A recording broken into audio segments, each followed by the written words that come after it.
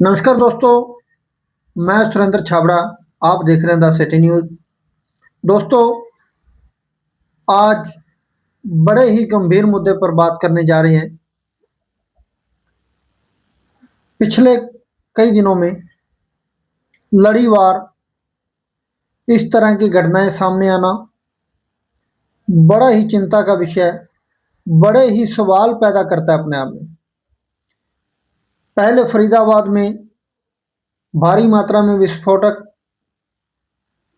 पदार्थ का मिलना, दिल्ली लाल किले के पास धमाके का होना, कश्मीर के नौगाम के थाने में धमाका होना, उसके बाद सिरसा में महिला थाना के सामने ग्रेनेड से ब्लास्ट होना और करनाल में 1.5 किलो के आसपास RDX बरामद होना। अपने आप में बड़े सवाल खड़े करता है। हमारा विषय आज, हमारा मेन मुख्य उद्देश्य जो है, सिरसा के जो 25 नवंबर की रात को सिरसा के महिला थाने पर ग्रेनेड से ब्लास्ट होता है, अपने आप में बड़े सवाल खड़े कर गया। खैर, सिरसा पुलिस ने तुरंत कार्रवाई करते हुए इस मामले में 5 आरोपियों को गिरफ्तार भी कर लिया है, जिसमें से 4 रानिया थाना के आने वाले गांव खारिया के हैं और एक आरोपी जो हाउसिंग बोर्ड सिरसा का रहने वाला है। 5 में से 3 जो अपराधी हैं, 3 लोगों के खिलाफ कुछ छोटे मोटे आपराधिक मामले भी दर्ज हैं और इनमें से एक आरोपी जो नशे का आदी है। आरोपियों ने जो पुलिस तफ्तीश में बयान दिए, उनका कहना है कि 48,000 रुपये हमें इस ग्रेनेड को चलाने के लिए, फेंकने के लिए दिए गए। 20,000 रुपये नकदी दिए और 28,000 रुपये खाते में ट्रांसफर किए गए। बड़ी एक चीज जो सामने आई कि पहले रानिया थाना को निशाना बनाना था, लेकिन बाद में सिरसा के महिला थाने को निशाना बनाया गया और छोटी मोटी घटनाओं को अंजाम देने वाले ये शख्स, आपस में लड़ाई झगड़ा करने वाले ये शख्स एक रात पुलिस थाना को निशाना बनाते हैं और इसी काम का वीडियो वो पाकिस्तान भेजते हैं और वो वीडियो पाकिस्तान से एक किंग शूटर नाम की आईडी से इंस्टाग्राम पर अपलोड होता है। इस आईडी का लिंक जो है आतंकी शहजाद भट्टी के नाम से बताया गया है। पोस्ट के अनुसार खालिस्तान लिबरेशन आर्मी इसकी जिम्मेदारी ले लेती है कि यह धमाका हमने करवाया है। जांच में पुलिस पैसे के सोर्सेज ढूंढने निकलती है। आरोपियों ने जिससे भी संपर्क किया होगा उन सबको पकड़ भी लेगी, लेकिन जो सवाल हम सबके जहन में है कि मात्र 48,000 रुपये के लिए 5 युवक देशद्रोह जैसा घिनौना कार्य क्यों करेंगे। बड़ा सवाल है अपने आप में। क्या लगता है, ये जो कहानी दिख रही है कि 48,000 रुपये के लिए ग्रेनेड से एक पुलिस थाना के ऊपर हमला कर दिया जाता है, ब्लास्ट कर दिया जाता है, क्या कोई शख्स और 5 लोग मिलकर 48,000 रुपये के लिए इतना बड़ा काम कैसे कर सकते हैं? क्या लगता है, जो कहानी दिख रही है वही सब कुछ है या फिर कुछ ऐसा है जो सामने दिखाई नहीं दे रहा या हम देख नहीं पा रहे? जिस रात ये ब्लास्ट हुआ उस दिन हरियाणा पुलिस ने करनाल इंद्री रोड से मेरठ के एक 30 साल के युवक अमर सिंह उर्फ मुछ नाम के व्यक्ति को गिरफ्तार किया। अमर सिंह लॉरेंस बिश्नोई ग्रुप के काला राणा गैंग के लीडर काला राणा के छोटे भाई नोनी राणा के इशारे पर करनाल में विस्फोटक लेकर आया था। अमर सिंह के मुताबिक इस काम के उसे 25,000 रुपये मिले थे।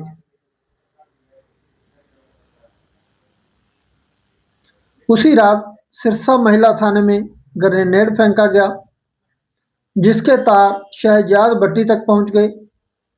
सीधे तौर पर देखें तो यह अमर सिंह की गिरफ्तारी के विरोध में होने वाली घटना है, क्योंकि बीते दिन 28 नवंबर को अमर सिंह ने पुलिस को 1.5 किलो RDX के बम और 2 हैंड ग्रेनेड बरामद करवा कर दिए, जिन्हें वो लेकर आया था। बात यहीं खत्म नहीं होती, बल्कि यहां से शुरू होती है। करनाल में RDX पहुंचाने के 25,000 और सिरसा में ग्रेनेड फेंकने के 48,000 रुपये। मतलब सिरसा में ग्रेनेड पहले से मौजूद था। सिरसा व करनाल पुलिस के अनुसार आरोपियों को विस्फोटक पंजाब से मिले। जो पुलिस का कहना है, सिरसा और करनाल की पुलिस का जो कहना है कि जो आरोपियों के पास यह सामान आया वो पंजाब से आया है। सवाल कई खड़े होते हैं इसमें। क्या आतंकवाद अब हरियाणा में पैर पसारने लगा है, या हरियाणा आतंकवादियों के लिए एक नया अड्डा बन रहा है? और इसमें सिरसा में भी कोई ऐसा अड्डा है जहां आतंकी गतिविधियां हो रही हैं? बड़ा सवाल अपने आप में पैदा करता है। यदि फरीदाबाद, करनाल और सिरसा का घटना का आपस में कोई तालमेल नहीं है, तो क्या सिरसा का धमाका किसी और घटना से ध्यान भटकाने के लिए किया गया? यह घटना किसी स्मगलिंग से जुड़ी हुई है कि इस धमाके को दिखाकर पुलिस का ध्यान भटकाकर कोई बड़ी स्मगलिंग हुई है शहर के अंदर? वो स्मगलिंग हाउसिंग बोर्ड से, हुड्डा से या शहर के किसी अन्य कोने से निकाली गई है? क्या यह घटना किसी रहस्यमयी पहेली का हिस्सा है, जिसकी आड़ में कुछ ऐसी जांच चल रही है जिसका समय से पहले बाहर आना किसी नई परेशानियों को निमंत्रण दे सकता है? क्या ऐसी कोई जांच थी जिसमें बड़े खुलासे हो सकते थे? क्या उस जांच को प्रभावित करने के लिए यह काम किया गया? पुलिस का ध्यान भटकाने के लिए यह काम किया गया? खैर, बड़े ही सवाल निकल कर आते हैं। पुलिस अपना काम कर रही है, बड़े अच्छे तरीके से काम कर रही है। हमारे हरियाणा के DIG OP सिंह बड़ा अच्छा कार्य कर रहे हैं। हमारे सिरसा के SP महोदय दीपक सहारण जी बहुत ही अच्छा कार्य कर रहे हैं। लेकिन इसी बीच सिरसा जैसे क्षेत्र में इस तरह की आतंकी घटनाएं होना अपने आप में बड़े सवाल खड़े कर देती है, बड़ी चिंता पैदा कर देती है। क्या सिरसा में भी आतंकी पैदा हो रहे हैं? क्या सिरसा में भी खालिस्तानी गतिविधियां शुरू हो रही हैं? बड़ा अपने आप में एक चिंता का विषय है। खैर, मेरी सिरसा के लोगों से, सिरसा वासियों से अपील है, गुजारिश है, अपने आसपास होने वाली किसी भी संदिग्ध गतिविधियों पर पैनी नज़र बनाए रखें। आपके आसपास कोई लावारिस हालत में कोई सामान मिलता है, दिखता है, कोई गाड़ी खड़ी है लावारिस हालत में, तो तुरंत पुलिस को सूचना दें, अपने नज़दीकी थाने में सूचना दें, SP महोदया को सूचना दें, पुलिस का सहयोग करें। अकेली पुलिस हर चीज से नहीं लड़ सकती। आज बड़े गंभीर मुद्दे हैं समाज के अंदर। नशा, चोरी, ठगी, डकैती, अब चौथा जो आतंकवाद। बड़ा सिरदर्द बन गया हमारे समाज के लिए। इन सब से निपटने के लिए कहीं ना कहीं पुलिस को आम जन के सहयोग की ज़रूरत है, पब्लिक के सहयोग की ज़रूरत है। आप लोग भी जागरूक हों, अपने आसपास होने वाली ऐसी घटनाओं पर पैनी नज़र बनाए रखें, लावारिस वस्तुओं का ध्यान रखें। लावारिस कोई गाड़ी, मोटरसाइकिल, कार, स्कूटी कोई खड़ी मिलती है तो उस पर ध्यान रखें। तुरंत अपने नज़दीकी पुलिस स्टेशन में सूचित करें। एसपी महोदय का नंबर मैं नीचे चला रहा हूँ, उस पर कॉल करके उस पर आप इंफॉर्मेशन दें। इन चीज़ों से निपटने के लिए हमें हमारे देश का, हमारी पुलिस का, हमारी आर्मी का सहयोग करना होगा। तभी हमारा देश इन आतंकवादियों से, ऐसी गतिविधियों से निपट पाएगा।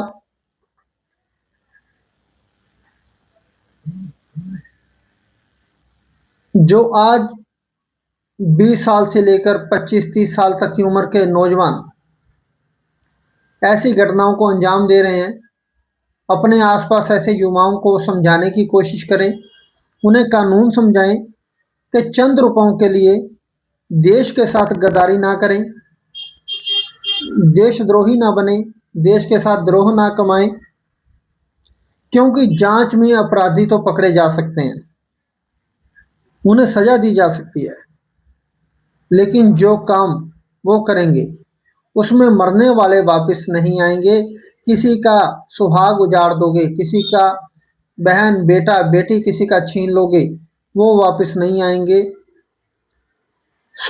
मेरी गुजारिश है उन नौजवानों से जो कहीं ना कहीं नशे में फंसकर ऐसी गतिविधियों को अंजाम देते हैं जो हमारे देश की सुरक्षा के लिए खतरा है, हमारे आम पब्लिक के लिए खतरा है। ऐसी गतिविधियों में हिस्सा ना लें, अलर्ट रहें, दूसरों को अलर्ट करें। आज की सतर्कता ही कल की सुरक्षा है। इन चीज़ों पर ध्यान दें। आज का युवा नशों से दूर रहें, इन गतिविधियों से दूर रहें। पुलिस बहुत अच्छा काम कर रही है। सिरसा पुलिस ने रातों रात 5 आरोपियों को पकड़ा, बहुत अच्छा काम किया। लेकिन हमें भी पुलिस का सहयोग करना होगा। अगर पुलिस किसी तरह की जांच करने आपके आसपास के इलाके में, आपके गांव में आती है तो पुलिस का सहयोग करें, ना कि पुलिस की सूचना को वायरल करें। पुलिस को, हाँ, आपके आसपास ऐसी कोई घटना आपको नज़र आती है, आप पुलिस को सूचित करें। आपका नाम गुप्त रखा जाएगा, आपको नाम बिल्कुल भी उजागर नहीं किया जाएगा। पुलिस प्रशासन का काम है ऐसे अपराधियों को खोजना। आम पब्लिक पुलिस का सहयोग कर सकती है। आम पुलिस को, आम पब्लिक का नाम गुप्त रखा जाएगा। पुलिस इन कानूनों को भली भांति जानती है। पुलिस आपका सहयोग लेकर उन अपराधियों तक पहुंच पाएगी जो अपराधी हमारे देश में ऐसी गतिविधियों को अंजाम दे रहे हैं, ऐसी गतिविधियों पर काम कर रहे हैं। हमारा सहयोग जरूरी है। पुलिस के साथ, प्रशासन के साथ, आर्मी के साथ, देश के साथ सहयोग करें। धन्यवाद। जुड़े रहिए द सिटी न्यूज़ के साथ।